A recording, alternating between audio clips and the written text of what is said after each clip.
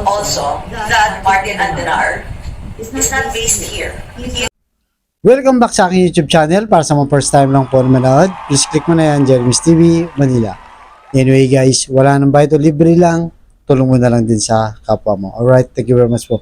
So topic natin yung for today's video, dating bata ni President Duterte na si Martin Andenar, Maharlika Sasot at iba pang mga vlogger, pinopondoan di umano ng China para sa disinformation. Yan guys, kumakalat na ngayon yan sa social media. At sino ba itong nagbulgar na to? So ang nagbulgar nito, wala nang iba kundi itong si Katrina Ponce Enrile. So yung anak mismo ni Juan Ponce Enrile. Kasi guys, isa siya yung mga officer ngayon sa Cagayan Economic Zone Authority. Siya yung nilagay na chairman dyan sa Cagayan dahil negosyante ito, anak ni Juan Ponce Enrile. So mamaya guys, papakita ko sa inyo yung mismong video niya kung saan niya binanggit, pinangalanan na sila nga daw na di umano binibigyan ng pondo ng China. So alam naman natin guys, di ba, yung mga narrative ng ibang vlogger na maka-pro-China. Imbis na mahalin ng ating bayan, di ba? Pinagtatanggol ang ating bayan, China pa ang kanilang mga pinagtatanggol. Pero siyempre, mabigat na aligasyon to. Di ba? Lalo na kay Martin Andenar. Dati siyang Presidential Communication Secretary ni Digong. So, mabigat na paratang to at kailangan maglabas din siya ng statement para malaman natin, di ba? Sa ngayon guys, siyempre hindi pa natin sila pwedeng atulan o hindi pa natin pwedeng sabihin na totoo nga yung paratang nitong si Katrina Ponce Enrile na pinupondohan nga sila para sa West Philippines nga, di ba? Na pinag-aagawan natin. So, kailangan muna nating malaman, maglabas muna sila ng statement na pabulaanan na hindi totoo yan. Kasi guys, itong si Martin Andenar, sa ngayon, dahil tapos na si Duterte, di ba? Almost magto 2 years na. Nagtatrabaho siya ngayon sa China Global Network ng China, guys.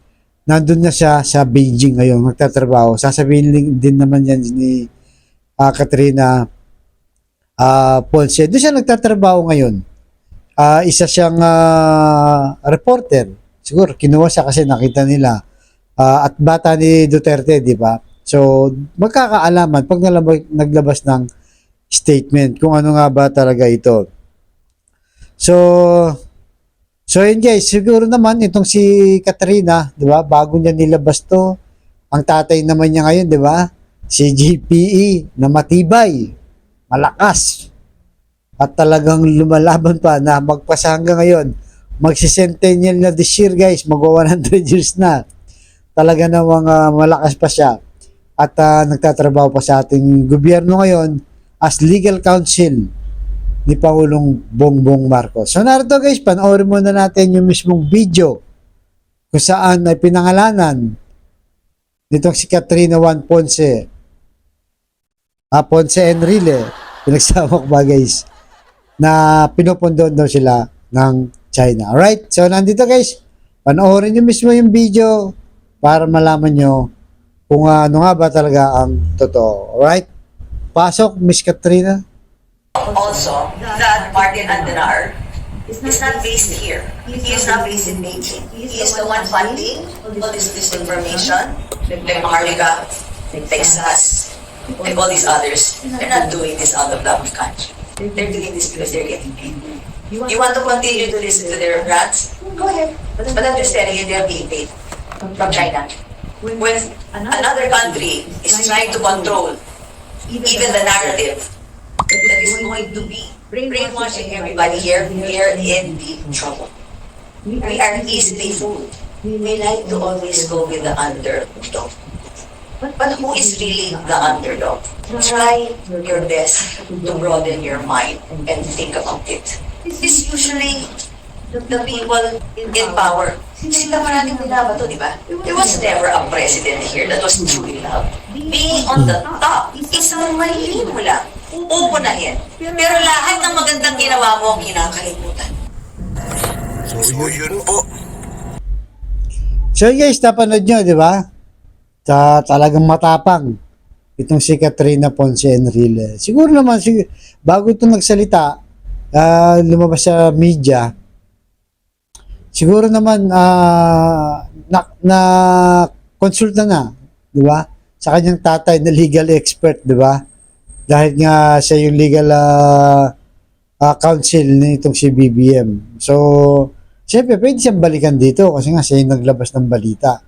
Kaya, alam naman natin guys, itong si Maharlika at saka itong si Sasaso talagang active sa social media. Tingnan natin, pag nakarating na sa kanila to, abangan natin guys yung kanilang iba-vlog o statement laban dito nga. Kaya kay Katrina Ponce, kung talagang totoo nga ba na mga disinformation o pinupundohan sila. Kasi kung maalala nyo last year, itong si Jonathan Malaya, nagsabi na, di ba, na may mga Pilipinong vloggers, sabi niya, na nagpapakalat ng narrative ng China. Sila pa yung pinagtatanggol. At nakakalungkot, sabi pa nga, di ba, na may mga kababayan tayong ganun. So, tayo natin guys, para mapatunayan na hindi totoo. Pwede nilang depensa ng kanilang sarili, pabulaanan, ang paratang nitong na si Katrina na di umano'y pinupondohan sila ng China. Lalo na itong si Martin Andanar na tao ni Digong. Alright guys, hanggang dito lamang po. Abangan nyo yung susunod kong vlog. Thank you very much.